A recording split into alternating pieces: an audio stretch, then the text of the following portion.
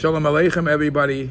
I'm recording this from a wonderful, beautiful sukka in Argentina. And the weather in Argentina is a little different than the weather in New York.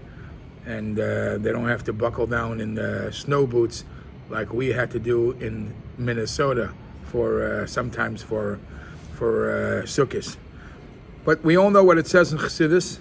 Chassidus says that sukkah is a makif. There's a very, very lofty level, and that's why those who feel the makif, or at least those who know that there is a makif, have a problem sleeping there, okay? Because it's a very high level. Yet, it is brought in Svarim that Tzaddikim used to say that sukkah is the only mitzvah, despite the fact that it's such a high level, sukkah is the only mitzvah that you are completely surrounded with the mitzvah. When you eat matzah, the matzah is with your mouth into your body. When you put on tefillin, it's your hand. The one mitzvah that you completely surrounded from all around is the mitzvah of sukkah. Now you think about it, and that's also makif. If you think about it, there are other mitzvahs that are the same. It says in Svarim, the Rebbe brings that talus is also makif, but talus is not makif kol haguf.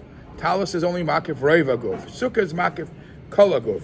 And the Chassidish Svarim, it says that the unique thing about going in with your whole body is you're going in even with your shoes. It surrounds even your shoes.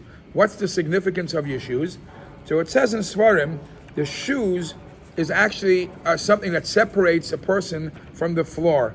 And really what it means, it says that the reason why you have to wear shoes because the floor is a symbol of gashmis, in many ways a symbol of klala, and to show that you're disconnected, you have to make sure that you wear shoes to separate yourself.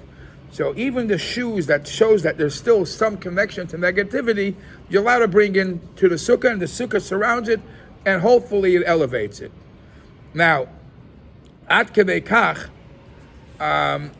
the discussion is, even in this, we find other mitzvahs that are also surrounding you. It's brought from Rab Meir Arik. He asks, there's the mitzvah of aliyah l'regel. You go to the Beis Hamikdash, you're totally surrounded with the Beis Hamikdash. Oy barzoi, it's fine. You can make noise. Oy barzoi, why is this unique about sukkah? So some answer that because part of the mitzvah of aliyah l'regel, the part of the carbon that you have to bring, you could do through a shliach. Not necessarily you have to be there to do the whole mitzvah. It could be done with somebody else. Another example, another mitzvah that surrounds you completely, the mitzvah of tevilah. When you tev on the mikveh, others respond and say, tevilah is not a mitzvah for itself. Tevilah is a hechsher mitzvah most of the times. Despite the fact that Chassidim used to say that there are certain things that are not per se a mitzvah, but they bring you to very high levels. Maybe mikvah is not the greatest mitzvah, but what a mikvah could accomplish, many other things can accomplish. Similar to atzvus. Atzvus might not be a terrible thing, but depression in itself is not a terrible thing, but it leads you to very bad things. Nevertheless, the mikvah is a thing that you're immersed completely in it.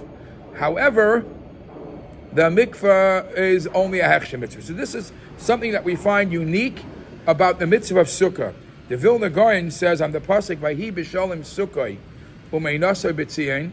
The Vilna Gaon says these are the two things that a person is totally surrounded with: sukkah, b'shalom sukkah, sukkah completely surrounds you with, umeinasay b'tzion, and also the mitzvah of yishuv Eretz Yisrael. Also, the mitzvah of living in Eretz Yisrael, you're completely surrounded with the kedusha of Eretz Yisrael.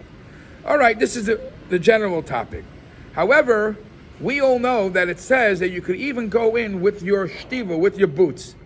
And I said that the pshat is that even the shtiva, which shows that you still have a reason to be concerned about the negativity, even that could be elevated in the Beis Hamikdash. Even that could be elevated in the sukkah, which in Beis Hamikdash didn't work. Because in the Beis Hamikdash, you couldn't go in with shoes. You had to take off shoes. In the sukkah, you could go even with the shoes on.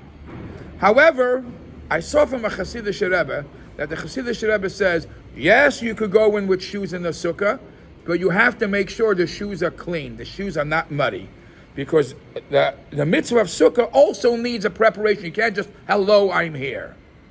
Okay, very good word. And only then it completely surrounds you. And it's mak. I want to, in my humble opinion, I want to challenge that. Because everything about sukkahs is, yes, even the fact that it's a makif, the makif means it comes from such a level that nothing could stop it. Even the mud can stop it. If somebody walks in with the mud, the makif will hit him, because it comes from the high level, from the pinta liyid. And Ru'uyim Kol Yisrael Leisha B'Sukkah Achas. Even with the mud. The Dalad Minim is even the Harava who's very, very low. And I don't think the one who's symbol in the Harava is not carrying mud. It's Ein By Toiv, Ein By Maisen Toivim. So I want to challenge that by saying that a sukkah, the Koyach HaMakiv, yes, obviously if you're in the level, you have to prepare to go into a sukkah. But a yid that walks into the sukkah with his mud, he'll be caught up with the elevated kedusha of the makiv, and it'll bring him to a much higher level. So we should all have his man simchasenu, a gezunta yar, a freiliche yom tiv, and a real zman simchasenu.